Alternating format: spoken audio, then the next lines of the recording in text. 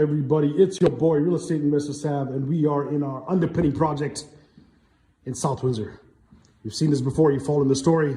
We're underpinning this basement so we can get enough ceiling height to actually add an ADU, okay? We're going down basically right now, it's about 6 foot, I wanna say 10 inches, which is okay, but it goes in different places, right? If you go up here, it's 6'10". If you go down to the edge of the wall or the external wall, it's 6'7", right? It's a big drop. So basically what we're gonna do is we're gonna underpin this basement and make sure that, we get the ceiling height that we desire for this project, okay? So let me just show you, give you a quick update of where we are in that stance.